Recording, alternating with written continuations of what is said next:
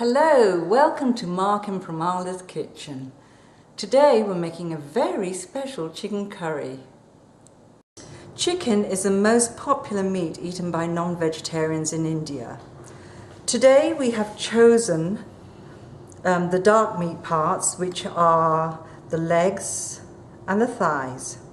And we have skinned them and cleaned them, make sure that you can trim off any fat pieces, and then just make little slits with a knife, and this allows it to absorb any of the spices that you'll put on them later on. Now, powdered spices are used a lot for curries, and this curry is a two-step process. The chicken is going to be baked in spices, and then we're going to make a curry sauce, and then the baked chicken will go into that and cook further. So we're going to use some coriander, some turmeric, cumin, and some garam masala. So let's make the marinade for the chicken. We're going to take some coriander, perhaps a teaspoon of that, and this can vary according to the quantity of chicken. So we're going to put that in. We're going to take about half a teaspoon of turmeric,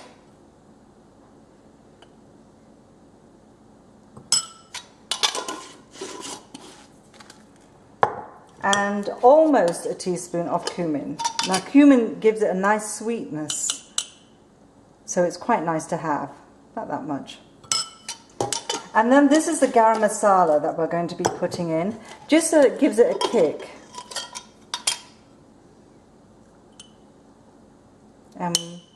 Probably be about a third.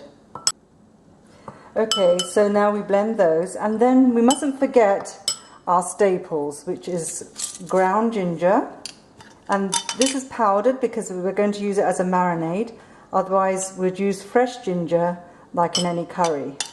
So we're going to use about a third of that, and some garlic powder as opposed to garlic salt. We don't want too much salt in this. So, and then of course chili powder, and depending on how hot you want this, you can moderate it.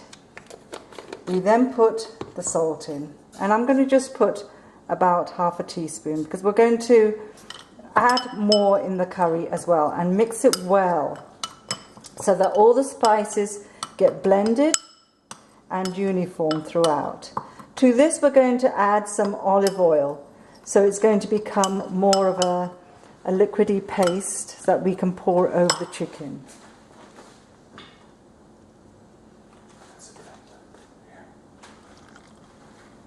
And this is an olive oil blend, which is lighter than virgin olive oil.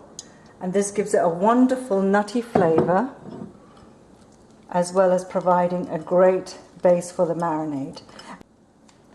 Now we're going to marinate the chicken. So we take our marinade, and we're just going to pour it over. You don't have to be too exact, as long as it just covers. It'll keep moist in the oven, and we're not going to cook them totally through. We want to par cook them so that they can finish their cooking in the curry. Otherwise they'll dry out, and we don't want that with the chicken. So there we go. That looks good.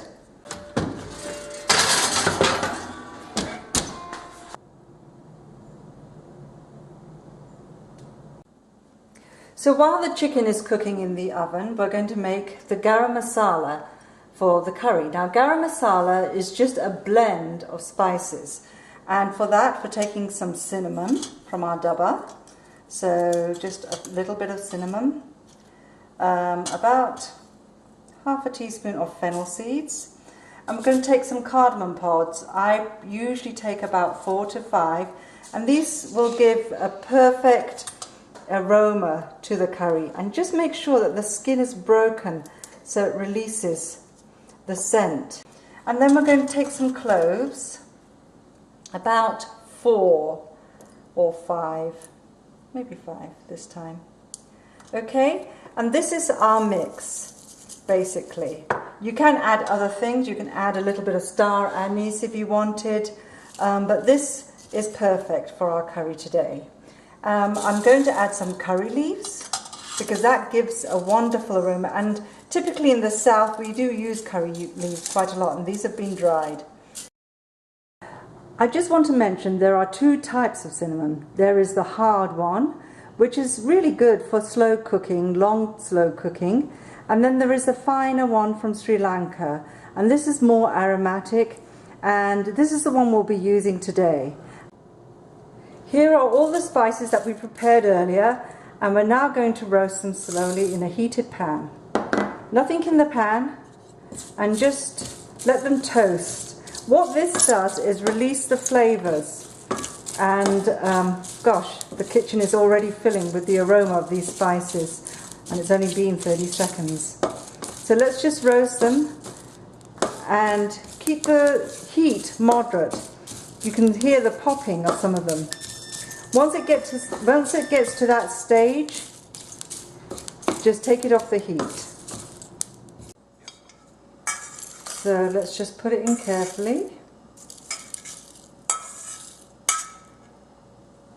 A little bit of curry leaf there.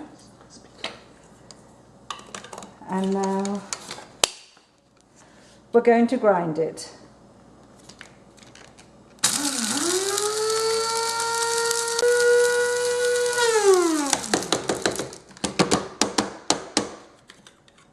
That's great.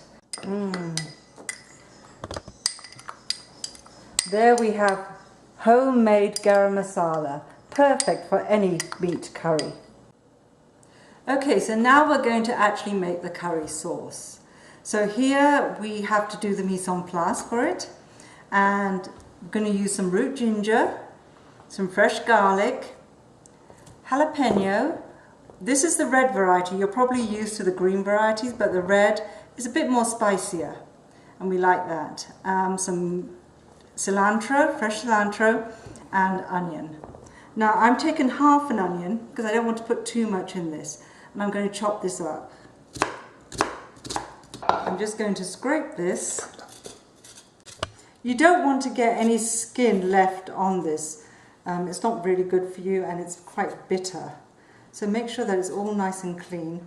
And this is going to go in a grinder with the garlic and the jalapeno and the cilantro. So you don't need to chop it finely. Just roughly chop this. If you're going to do it in the grinder, you can actually cut it up fine if you want to.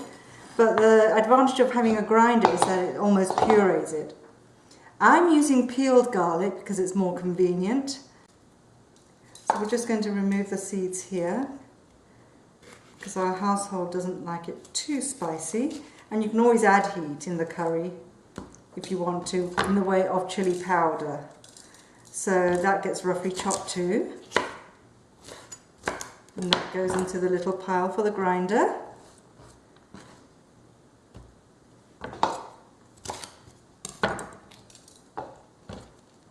Of course you can use serrano and even Thai chilies if you want it super hot. Heat is a personal preference. And then we're going to take some coriander leaves or some cilantro leaves. Now I'm going to pinch off the stalks. The stalks are what are going to be ground with the garlic and ginger. And the leaves will go into the curry towards the end. The stalks actually has the flavour of the cilantro, and because we usually discard them anyway, it's a nice idea to have them ground into the original paste. We're going to take our garlic, ginger, jalapenos and our cilantro stalks and put it all in. There we go.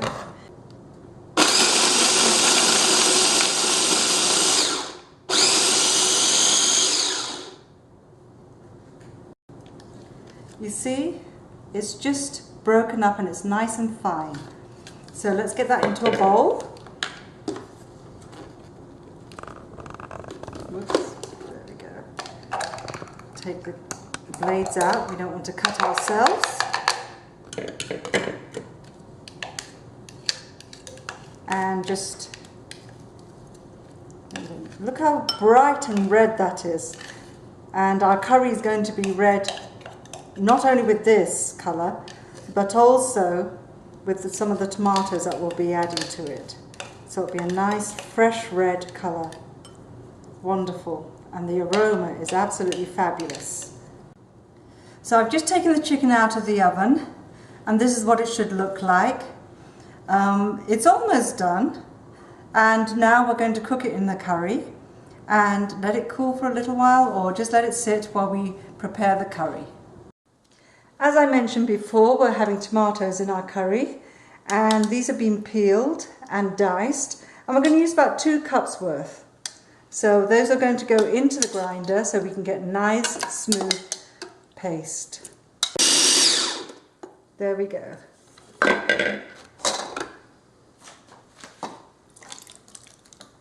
Perfect.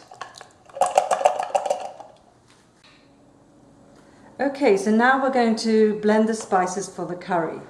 We're going to use coriander, turmeric, cumin, and some chili powder. We've already made our garam masala, so let's take some of this and put that into a bowl. So we're going to take a couple of teaspoons of coriander powder because we want a nice robust curry, and it's quite a large quantity. And then we're going to take turmeric.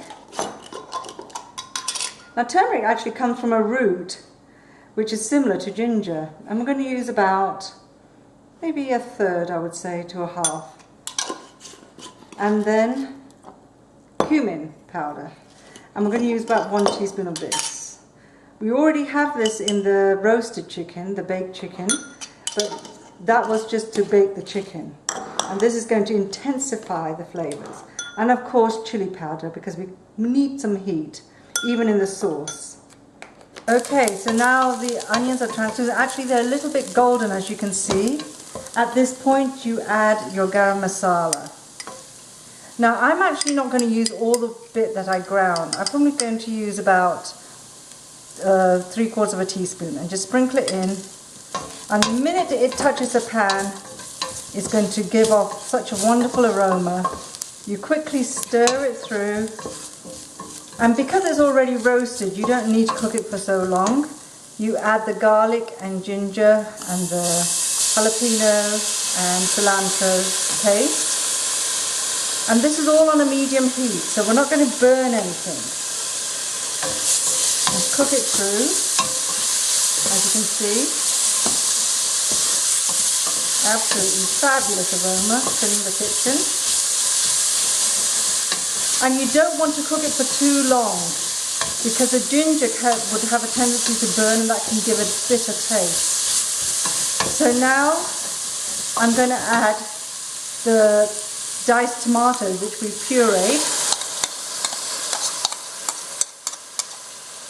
and that is going to be the base for our sauce. And just allow it to take all the bits off the bottom from the onion and the garlic and all that, and let it cook through, let it heat through.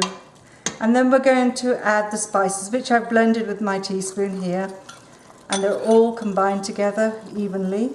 We're going to add that, and we need to add some salt to that. So salt to taste, about 1/2 teaspoon.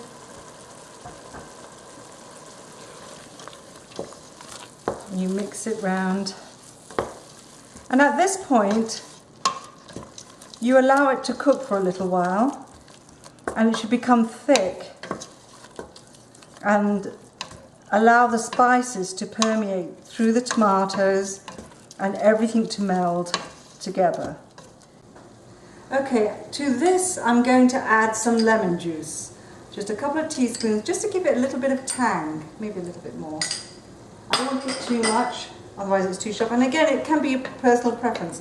If you don't like that tang, leave it out.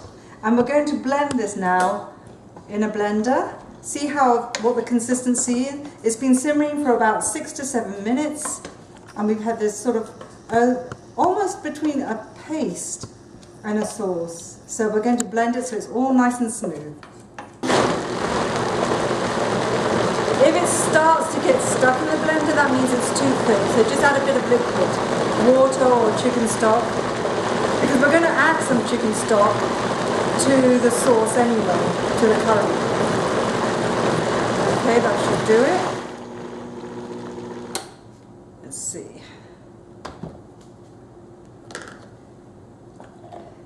It's nice and smooth. All the bits of onions have gone. So let's transfer that back to the pan.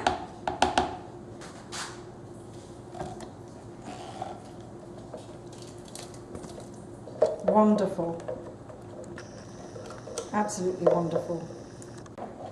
So we're going to do that and add some chicken stock. Probably just over a cupful of chicken stock. That will give it a nice quantity. See how smooth that is? Lovely. We're going to put the heat up.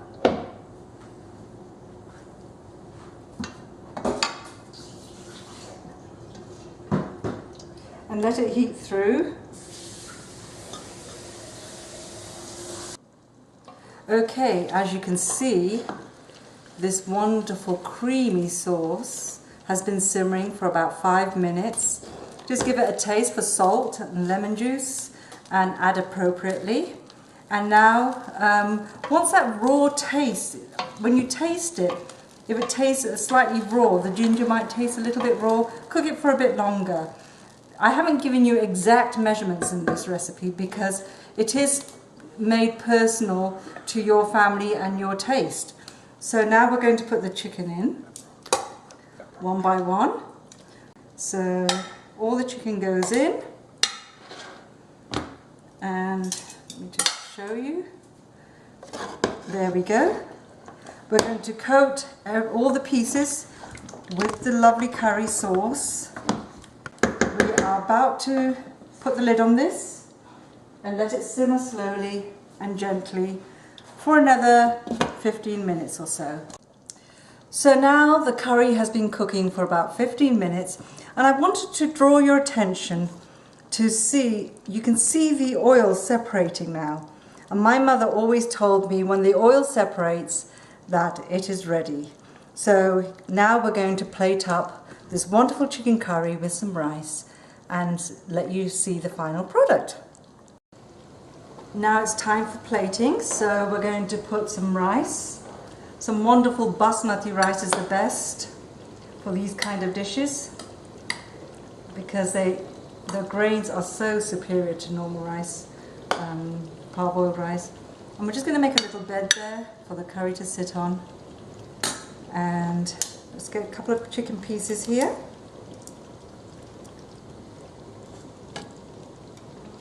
There. And there. Okay. And then we're going to get some sauce and spoon over the sauce. Absolutely wonderful and creamy, just look at that. It smells absolutely delightful here.